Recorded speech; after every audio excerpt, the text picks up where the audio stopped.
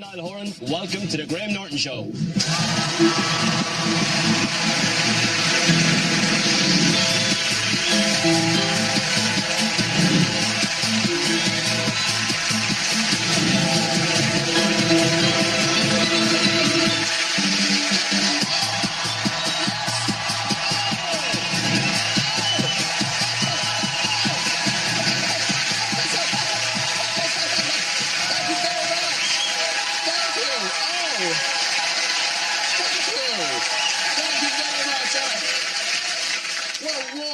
Unexpected welcome.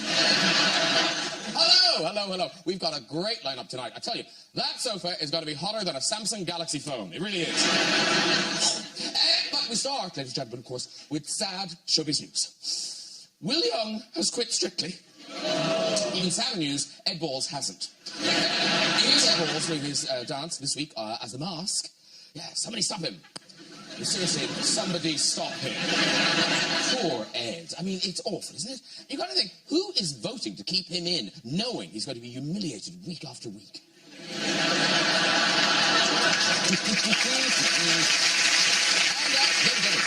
In other scary news, Britain is caught up in Clown-mageddon. Clown-mageddon. Yeah, no, that's not another name for Brexit. No, this is the spate of scary clowns going around terrifying people. Yeah? Now, apparently it all started in America. Mm-hmm. That was a scare, that. Yeah?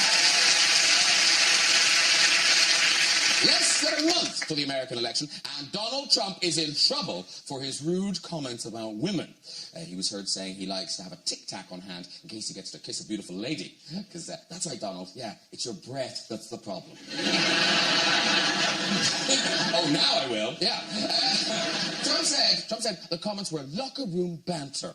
What a fat, odious tosser. If you're watching Donald, it's just banter. It's just banter. That's all that is. Yeah. And the whole thing has been called Pussygate. Yeah. If you Google the words Trump and pussy, you get this.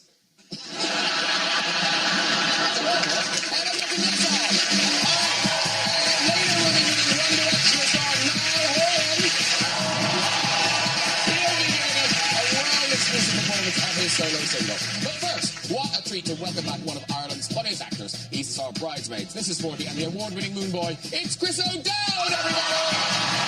There he is!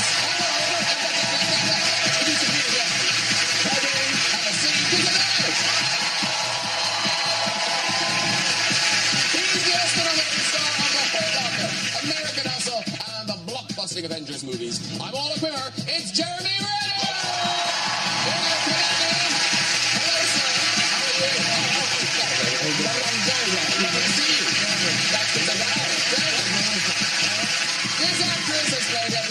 Giselle in Enchanted to Lois Lane in Superman. Along the way, she's collected five Oscar nominations. Ladies and gentlemen, it's Amy Adams!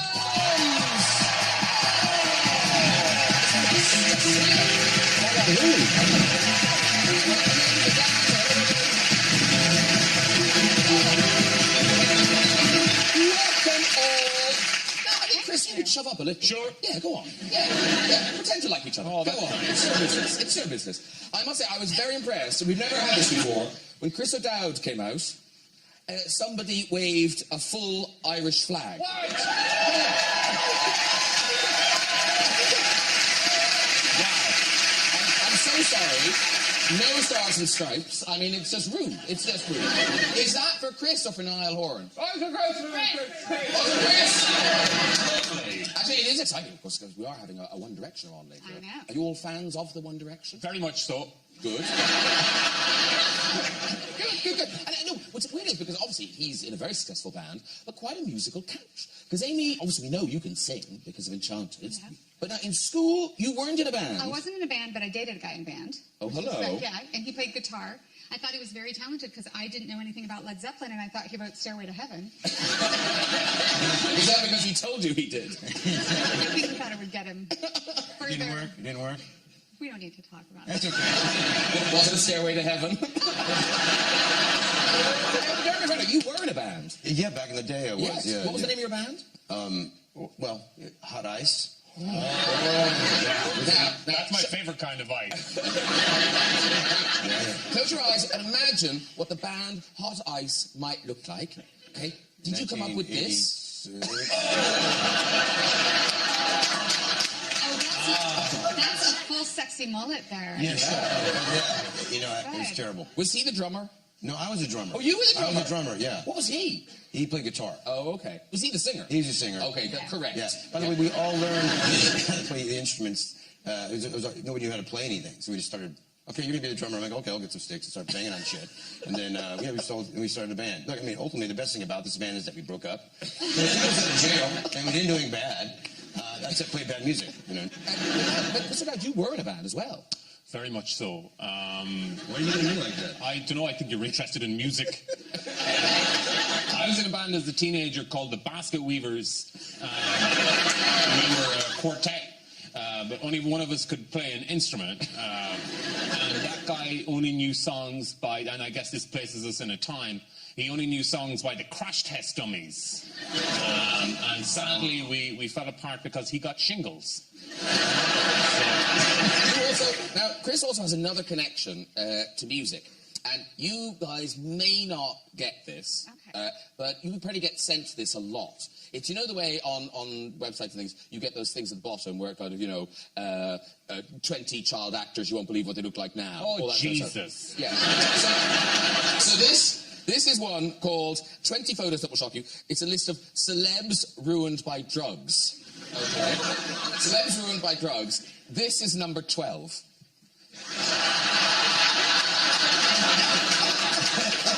Yeah, this is amazing. He's a celebrity. That's Shane MacGowan. Used to be in a band called the Pogues. He's a fantastic kind of punk. What's frustrating about the photo is I can see it. You're not way off. It's like a Sunday morning. I get sent it a lot. And, I mean, he's a fantastic... I met him once, randomly, at, like, an Irish awards thing. And he's a great kind of... I suppose you'd call it, like, punk trad? Is that what you'd call it? But fantastic singer. And I met him at, like, an Irish awards thing, and he was getting, like, a Lifetime Achievement. I was getting some nonsense for comedy. And at some stage, his manager came over and said, you know, Shane would love to meet you. And he'd be a big hero of mine. And Shane would love to meet you. He's a big fan. So I was like, great. And it was like, it was a black tie thing, but it was like during the summer. So I'd taken my jacket off and I went over and I sat with him and I was babbling on and he wasn't making a lot of conversation, but I was like, I'm talking to Shane MacGowan. This is a big moment. And then eventually he said, I'll just have a vodka tonic. I realized he thought I was a waiter.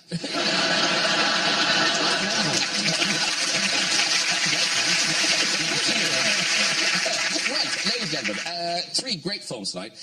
Amy and Jeremy, they're in a big new sci-fi movie together. It's called Arrival, and it opens on the 10th of November. And it's one of those things, it involves aliens, and it's got everything you want. It's got the big budget, the special effects, but it's at the same time, it's a very thoughtful film. Yeah, it definitely has an emotional heartbeat to it, and it has an intimacy to it, and yeah, a lot of it's really compelling. No, it really is. Yeah. So now you can tell us who you play. I mean, we can't talk about the plot much because it will give everything away. Yes. But we can know who you are. Yes, I play Louise Banks, who's a linguist brought in to help decipher the alien language, and we work together as a team. Yeah, and I play a mathematician, physicist that teams up with her to help communicate with the alien beings. And now, apparently, the science behind this film, now, bear with us, it's sort of based in some reality, the science behind this film. Yes, but bear with us, because I'm not very good at science, so I can't explain it. So I just had to sort of accept it, and every time it would get too scientific, my brain goes straight to, like, my musical theater, like, Oklahoma. The only thing that saves me. Jeremy's much better at science. Did you wrap your head around it? Well, I don't know about my head, but yeah, I mean, I got an idea of what we're talking about, but it's not really the most interesting to talk about, so I wanted to create sort of some emotional content to zeros and ones and binary. Otherwise, it's really quite boring. So, you know, to be excited about zeros and ones, or whatever, just I had to create emotional content to it. Because the director, am I right in thinking his first language isn't English? That is correct. Yeah. Okay, well, I'm glad we cleared that up. He's French-Canadian, so he speaks French as a first language. Definitely, and it makes little effort to try to speak English, which is fine. But when you're working with people that don't understand French, it's a little complicated. Maybe that's why the set felt so calm to us. Like, he might be saying bad things about us, but he was just saying it in French. So we're like, he is so sweet. That love him. He is a really, really calm and docile and loving and, you know, emotionally intelligent guy, but he would say the weirdest things because of his inability to really get his point across in English. And he would try to direct us in his very quiet sets and these things, right? And he said something really, they're very inappropriate, but they're, what did he say to you? He said, I loved that very much, and I will now take you from behind. I'm so sorry, Denny. It was in the middle of like a serious scene. I'm like, I'm so sorry. I don't mean to be laughing. He's like, what have I said? No. I think you mistook me. I mean, I will take you from behind, but use a camera. I'm like...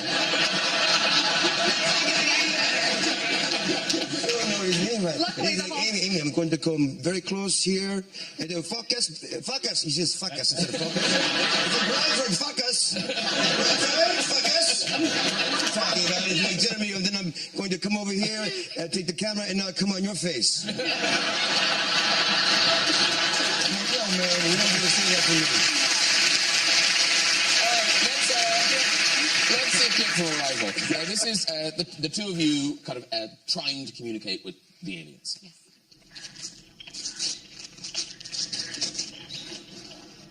Dr. Banks? Dr. Banks? What are you doing? Yeah, fine. They need to see me. Dr. Banks? You okay?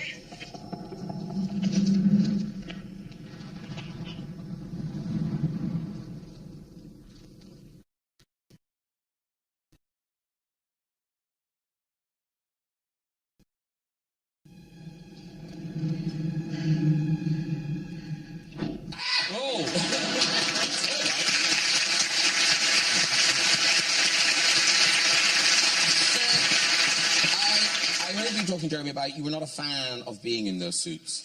The hazmat suits? Is that what they are? Yeah. Yeah, they're real hazmat suits, and yeah, I don't think it's really. I mean, you have to be careful what you eat, and you're stuck. It's like a hefty bag, right? And it's just not pleasant. Like, oh man, smells like vodka in here. I'm not sure why.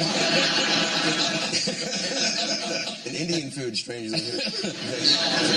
They didn't breathe, and they were, you know, they weren't, compared to the bomb suit in the Hurt Locker, it was really kind of nothing, but it's still kind of awkward, and you have this thing on, and there's a fan in there, right? Remember those fans? Yeah. I guess, but it wasn't like to cool you down, it was just to make sure you can see. That's from the only little foggy... I thought you meant someone who liked you. Yeah, you're doing so well. Because, Chris O'Dowd, have you finished your big sci-fi film, or are you in the middle of it now? Oh, yeah, I just wrapped on like a space movie. I don't know what. Which It was was... J.J. Abrams. I mean, Yeah, it's going to be great. I don't know why I'm saying it like that. It's going to be great. Again, still not, but I struggled at times because I found the kind of suspension of disbelief difficult. Just to kind of be like, oh, we're, you know, not on Earth. So we would kind of do the normal dialogue, and it's, you know, I guess I only got a glimpse of your movie, but it's, again, there's a lot of Pearl. We're trying to save the world. And there are moments of great tension. And then you get to the end of the scene and the written dialogue, and there might be a little kind of improv or something. And usually I feel kind of comfortable in those situations, but here I'd be like, space. What's it all about? I just couldn't get quite into believing that I was in space. Which, when you're doing a space movie, is tricky. Yes. Did you annoy the other actors? Absolutely. It's also one of my favorite things to do, is to be annoying on set. Okay. We've talked about that before. She loves to sing. She loves to Oh, sing. that would be nice. I'd like that. Not on a hazmat suit. When that's all Show you can... tunes, man. It's all show Right. tunes. She like all these, like, you know, Elsa songs. She knows them I all. tried singing She Let knows It them Go all. last time, but you said something about the rights and it would get expensive. Oh, that's true. Very true. Yeah. Yes. That was so clever of me to shut it down.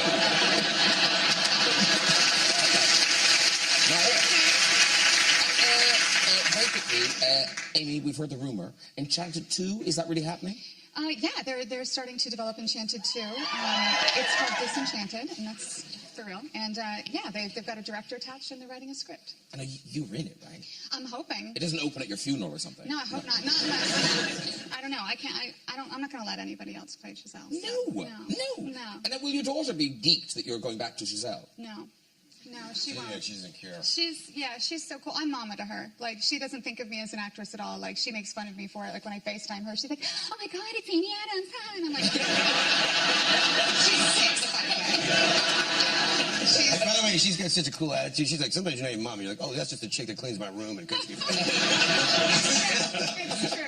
She's awesome. She's pretty level-headed. Because after the Avengers movies, presumably you've got a lot of children to come up to Jeremy wanting pictures and things. Yeah, that's the best part of it all. Yeah, for sure.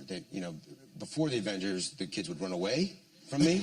But now they play a superhero. Then they come around, and it's the most amazing thing. But why did you frighten children? It's You were thinking it. Really, why are the children running away? It's really fun. It's his resting face. It's a resting face I was born with, and I built a career around it, so it's awesome. So right now you look kind of twinkly. Well, because I'm smiling, Yeah, but I'm just thinking about, like, hey, that is a really amazing looking suit. It looks like I might hurt you. I'm like, oh my God, this is a beautiful suit. But if I'm just thinking about it, it looks like I might want to choke you. Yes, I see it. That is scary. Because that's the thing about your daughter wanting to make you cry.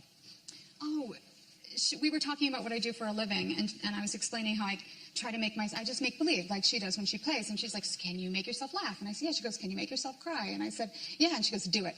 I said, "You got to give me a story." So we made up a story, and I've done it before for people about sriracha. I don't want to go back into this, Graham. Okay? No. Okay. What is the sriracha? sriracha plant? Is they're shutting it down because the fumes kind of go into the community, and yeah. But I've done this. This is redundant now. It's really weird. Oh, so Everyone's like like completely weirded out. They're like, wow, I don't trust amazing. her at all. Yeah. Something like that. That's amazing. Yeah. It's So almost she kind of made creepy. me.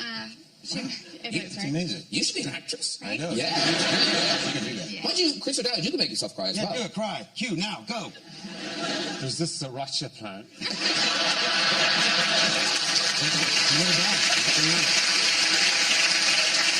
No, I don't know. I guess I don't know if I can make myself cry. I do that thing where definitely if you're in the midst of a scene, you can start, if you're really in it, it's kind of fine. But then when you get to, you guys know, on to take kind of 15 or 16, then you've got to start playing some tricks to make your subconscious cry or something. And you start thinking of sad things, or for me, it's like Battersea Dogs Home commercials, or for some reason, I don't know why, because I'm a pacifist, I keep watching these videos on YouTube of soldiers coming back from war and seeing their animals. Yes. Have you seen it? Yes. It's a killer. So when sometimes when you're watching me on screen, that's what I'm thinking.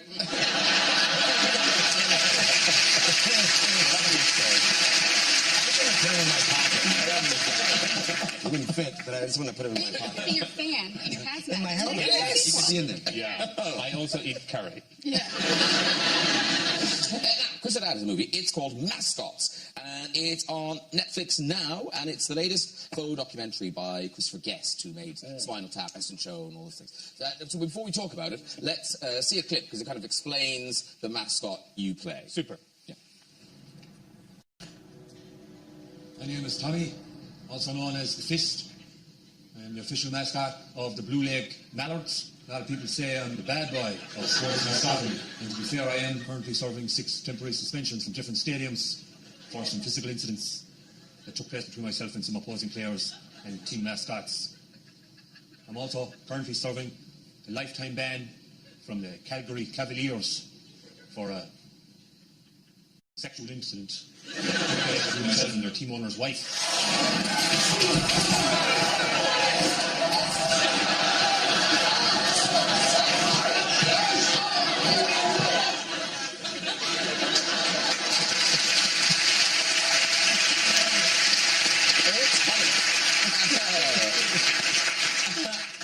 Were you in the fist costume? Whenever we see the fist, is it always you?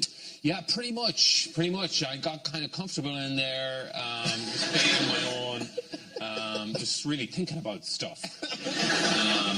There's obviously because he's a ice hockey mascot, I have to do a lot of skating, and so I learned how to ice skate, even though I've never seen in the thing. I just thought, you know what, why not? Definitely me. Definitely me, and not some skater with a giant fist on it. I did wonder. I'm sure we'd know if Chris O'Dowd could skate like that. I would tell people. And it's all these different mascots Yeah. come together. Is that competition real? That's a great question. There are definitely competitions like that, and probably more regionalised than a giant kind of annual national event. But like you say, it's a big ensemble piece, and loads of people that kind of Chris Guest normally works with are there, like Jennifer Coolidge and Ed Begley and Jane Lynch, and loads of great. It's really funny. So everybody's kind of playing different kind of mascots or judges or whatever. And lots of actors, when they're starting out, do those jobs, kind of, dressed as a hot dog outside the restaurant and stuff. Yeah. Now, you did something a bit like that, didn't you? There was a job I did where I used to do like pizza, what you call it, like in a supermarket when you give out samples. Oh, yes. And so when I was in college, there was a commercial on TV at the time for Domino's frozen pizza, where they would, or not Domino's, Goodfellas. Frozen pizza, hey, go Goodfellas, frozen pizza, where the commercial on TV was like two Italian-American guys kind of going, hey, bada bing, you want pepperoni? I got pepperoni. And we would have to do that in the supermarket. But like around Ireland. And so it would be great, hey, you want some peppers and what? And then like people would be walking by and going, Chris, hey, you want pizza? I got you the pizza. Awful. But actors do lots of things. Because Amy Adams, you're one of those people that I think whatever job you're given, you take it very seriously. Now, how old were you when you were working in Gap? Oh, I was 18. Okay. Yeah. And you were the woman at the door? Yes, the greeter. The greeter? Yeah. Okay. Yeah. I used to do that at Abercrombie and Fitch. Did you? Did you Yeah. take the shirt? You were shirtless? Yeah, it was With, like all that 6, 7 cologne weeks all ago over you? now, but like, I enjoyed it. I wasn't employed there, I just used to do You it. did. That's a week, buddy. Just take your shirt off and stand there.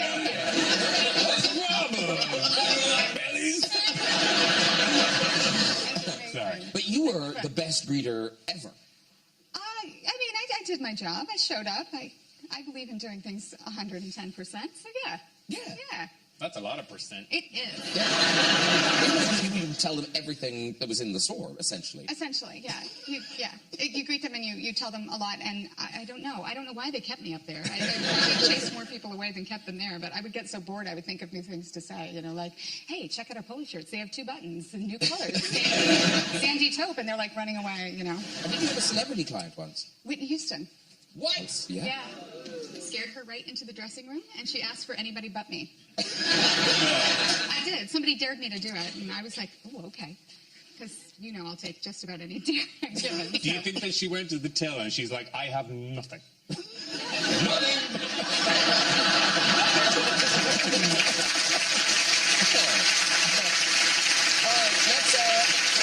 Let's talk about another film. Is the actress Nocturnal Animals. Now, Nocturnal Animals is out on the 4th of November, and this is Tom Ford's second film after Single Man, which is a big success. And it's a wonderful film, and it's you and Jake Gyllenhaal, and it's sort of it's a story within a story. It is, yeah. It tells the story of Susan, whom I play, who's a LA art gallerist, and she's sort of disenchanted, there we go, with her little tie-in, disenchanted with her life, and so she receives a manuscript from her ex-husband, and she begins to read it, and as she reads it, that story unfolds, and then we examine her past, which sort of ties into it all. And it's much grittier than you would expect a Tom Ford movie to be. Yeah, it's very gritty. It's very dark, and he spends a lot of time in the desert with, although I heard that he had like a desert outfit, so everybody else looks like hell, and he's wearing cowboy boots and turquoise jewelry. And, he smells good, but he's a fabulous director to work with. But yeah, it definitely has a lot of darkness to it. Because you have an odd role in a way, because you are reading the novel that we're watching. Yeah, I spend a lot of time reading. and the camera spends a lot of time watching me read, which sounds like it might be boring. It's not. It really isn't. It really isn't. It's not like my sriracha bits. It's just but it was a lot of fun, and I worked with Jake Gyllenhaal, a wonderful cast. But most of the time spent alone, just a couple of scenes with other people. And it's already done very well. It's picked up some awards already. It did, yeah. It picked up the Audience Award in Venice, so that was thrilling. Yeah, no, I mean, that is... All right, let's watch a clip from Nocturnal Animals. This is you in a flashback bumping into your old friend, Jake Gyllenhaal. Susan. Hi. God, you must give me something I know. You look beautiful, as always. What are you doing in New York City? I'm here for an interview for a scholarship at Columbia. Columbia? I thought that you were at the University of Texas becoming a great writer. A great writer? I don't think so. Well, I am. But aren't you at Yale becoming a great artist? Graduated Yale, but I'm at Columbia getting a master's degree. Oh, wow. Yeah, art history. Great. Listen, do you know anybody else in New York? Just you. Just me. Okay. Well, would you like to go to dinner? Absolutely. Okay. Okay, great. Let me drop off my packages at my Do you apartment. want me to grab them for you? Yeah, great. Thank you. Oh, and this Texas one. You don't have blizzards like this.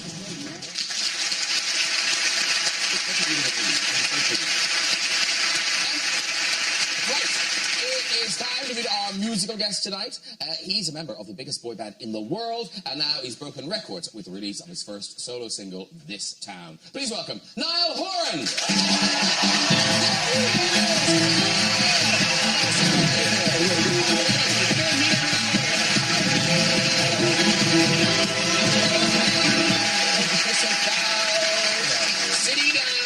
Sitting down. Oh, look at that. Lovely. Nice. Now, here's the thing.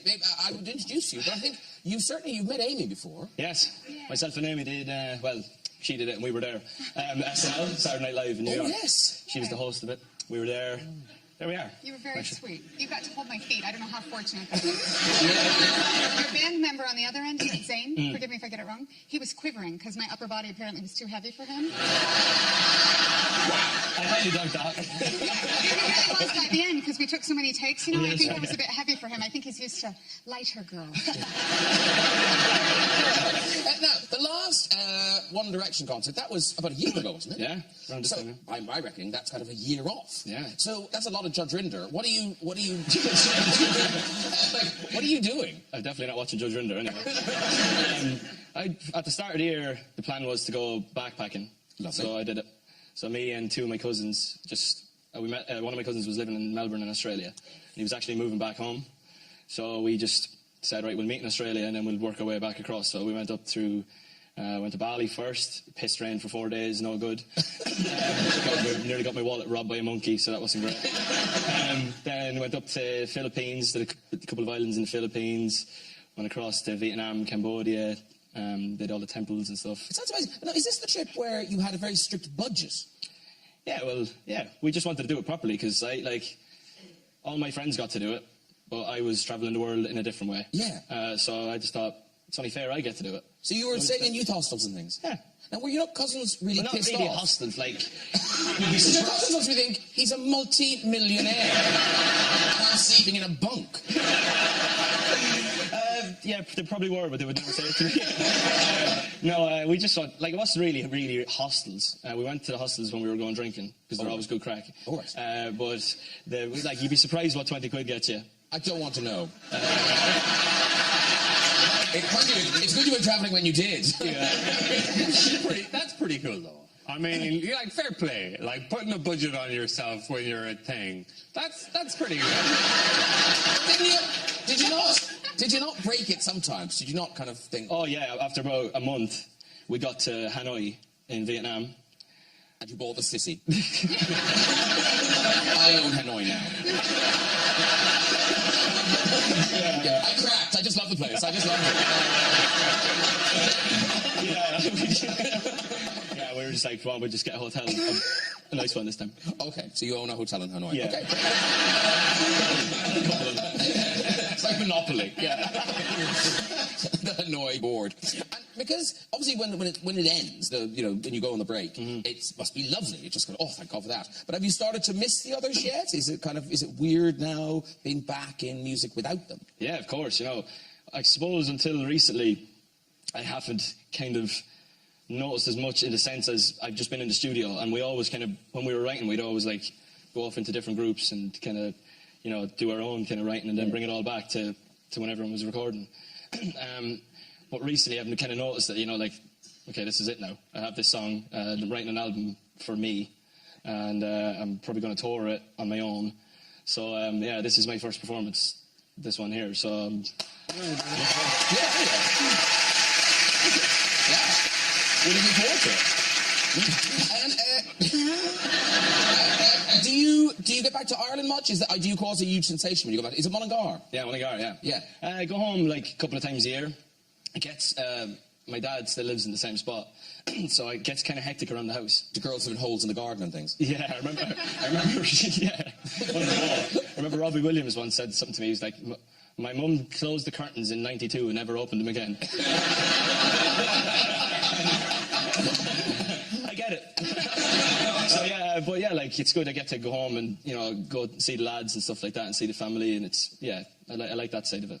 But yeah, miss Ireland. Obviously, would like to go there a lot more. But and do people do they look out for you, kind of going, oh, he's changed, or is it all that? Do you have to be incredibly careful when you go home? Sometimes, like you'd be in there and you'd be like, there's kind of like the backpacking thing there. You'd be buying like a pint, be buying a pint for 2 or 3 of the lads, and then the barman would be going, oh, someone's doing all right, and he's doing good. It's only a few pints. I don't know if it's any different. But yeah, like sometimes if I'm walking home, right, I'll walk home if I go home around Christmas and there's no taxis, and I'll start walking home, and then the police will drive past me and pick me up and bring me home. I remember when they used to do that for a different reason. They do that, which is quite funny. Because they catch you out when you go home, don't they, Chris? Well, I mean, there is, like Niall said, there's this odd thing where people want to catch out a little bit. Like, you'll go even for breakfast somewhere or for lunch. And I remember I was actually home this weekend, and I was, we went out for, some eggs and stuff somewhere. And, and I was like, oh yeah, and I'll have some orange juice. And they're like, oh. Oh, Mr. L.A. with his orange juice. Regardless of what, like, it doesn't need to be anything fancy. It's like, and I've like, an Americano or it's, like, before I left, I used to just bathe in my own shit. There's this kind of overcompensation. There is a little bit of that, but it's inundated with the kind of the other side of it, which is really kind of lovely, right? Yeah. And Amy Adams, I think because of the red hair, people assume you must be, must have Irish. Yeah, I think I've got some Irish blood in me. Yeah. Because I must say, we found this picture. I can vouch for that. Wow, it was going so well. What's weird about it, it's not even like I've Irish him. It sounds like I gave her like a blood transfusion. I actually am a blood donor. So. You never know. But no, we found a picture of you, and rarely has a woman looked more Irish than Amy. Look at that.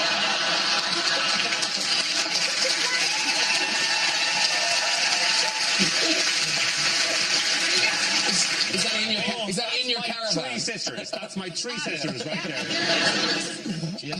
Yeah, that's such a flattering picture. Well, it's not there. You stop looking at it, it'll go away. Niall, talking about it. So the new single, This Down, this is you, it's a song, is it about Mullingar, or? Sort of, yeah. It's kind of like got a double meaning. It's not really about anyone in particular. I just kind of, when I'm writing songs, I write the concept and then just kind of write a scenario and then write the song around it. But I guess with the town part of it, I guess it's kind of a little bit like everything, there's a line in the song, everything comes back to you, and I still go home all the time, and, no matter how far you've travelled, you still get to go home and be yourself.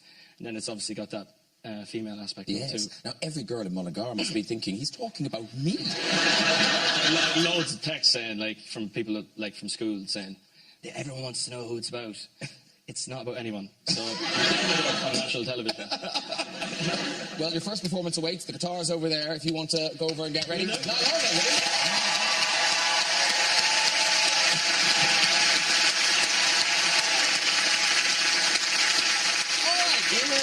here with his first ever TV performance of This Town. It is Mr. Niall Horan!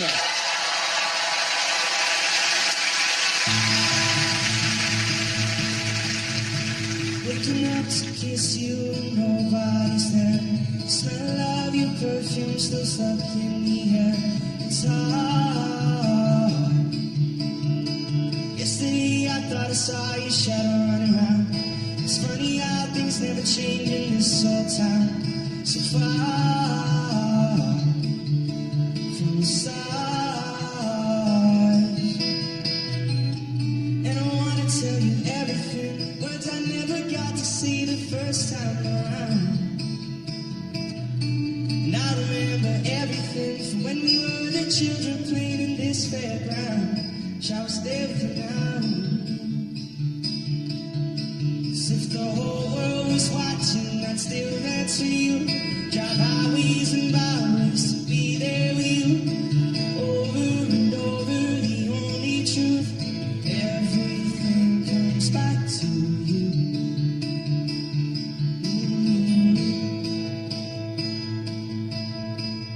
I saw that you moved on with someone new. In the pub there we met, he's got his arms around you. It's so hard, so hard. And I wanna tell you everything, words I never got to see the first time around. And I remember everything from when we were the children playing in this fairground. Shall we stay with you now? As if the whole world was watching, I'd still dance with you. Drive highways and byways to be there with you. Over and over, the only truth. Everything comes back to you. You still make me nervous when you walk in the room. When butterflies, they come alive when I'm next to you. Over and over, the only truth. Everything comes back to you.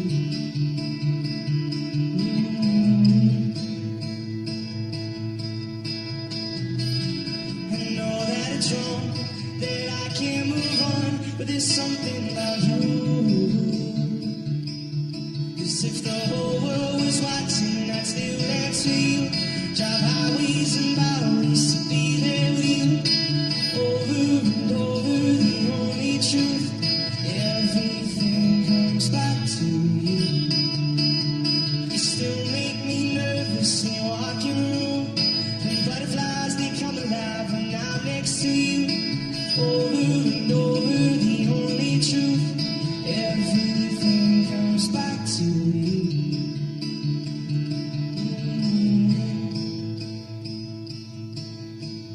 Everything comes back to you.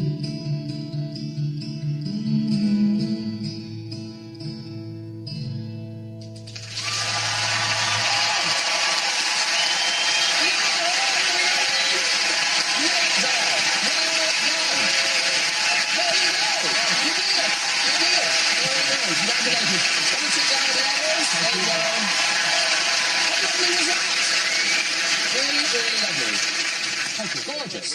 Thank you, my love. Oh, that was fantastic, Niall. And so that single's out now. Album. Yeah, kind of, that was like the first song that was completely finished and I felt was good enough to kind of let people know that I was doing something. But I'm kind of now just about to start the recording process and the recording all the instruments and all that kind of stuff right now. All the songs are written, but I just need to get all recorded. My God, you're so pretty in prison. So much you. You. And, Niall Horan, I have a vision of all those girls, the One Direction fans, they're sitting at home like Miss Havisham in One Direction t-shirts, waiting and waiting. Will you ever tell them to give up? Will, you know, like, what's happening? Will they wait for the rest of their lives? Will they wait as long as Bros for you to come back? Oh, yeah. Like, for now, in the moment, we're kind of doing our own thing. I'm doing this. You know, Harry's doing a movie. Harry did a movie. You know, we're all kind of doing our own bits and pieces, and then can't really put a date on it, but, you know, it's not going to be 50 years away. Like, it's in the foreseeable. How many years? I don't know. We don't know. And when I do, I'll text you. Yeah. Anyway, thank you so much for doing that. It was beautiful. Niall Horan, everybody. Okay. But Popular demand it is back. Let's have a story from the big red chair. Hello. Hello, Graham. Hi. What's your name? Justin. Justin. And where are you from? I'm originally from Aussie, Australia, but now live in Clapham. Okay. You're the only Aussie in Clapham. The rest of them are Irish. And what do you do? I design bicycle parking and change room facilities for office buildings. A bit random. I'm so tempted. That's good. No, I mean that you That's useful. imagine if you were sitting at a dinner party and Justin told you that. Your heart would sink. You'd just think, He's saying it's a good one. Yeah, He said it's a good one. Okay, It's a good one. off you go with the story, Justin. All right, so the other day, it's a couple of weeks ago, I had a hangover, big hangover, and I decided to just dust it off with a run through the local commons of Clapham. Oh, yes. Anyway, I got halfway through and I had uncontrollable stomach cramps.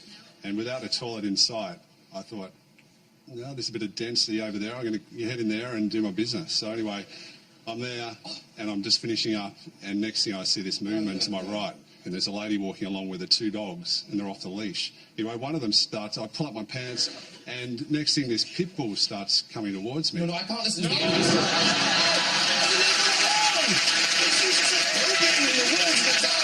As a dog owner, I know what happened next. I lost track a little bit, and then I kind of tuned back in. I was like, oh, he's shitting in the park. They come over here, they sit in our parks. He didn't have any toilet paper. That's all I kept thinking is, I'm sure he didn't bring toilet paper to the park. No. I don't think that's the biggest problem. 3 minutes back in my life. Yes, I think the pit bull probably solved that problem. Should we try one more? Yeah. Okay, here we go. This is the one. This is the top. Hello. They love you. What's your name? My name's Sean. Sean, lovely. Where are you from? I'm from Donegal. He's from Donegal. Marvellous. And do you live here or there? Yeah, I live in London now. Oh, right. What do you do, Sean? I work in sales. So. Yeah, I know. Pays the bills. Okay.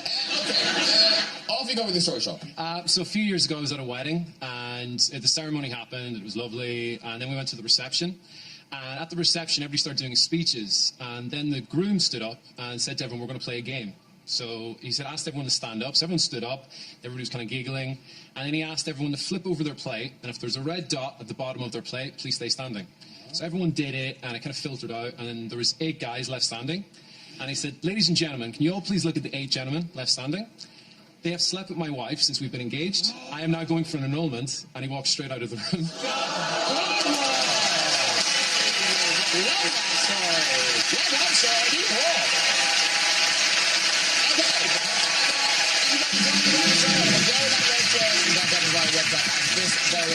That is it for tonight. Please say a big thank you to my guests, Niall Horan, Chris O'Gall,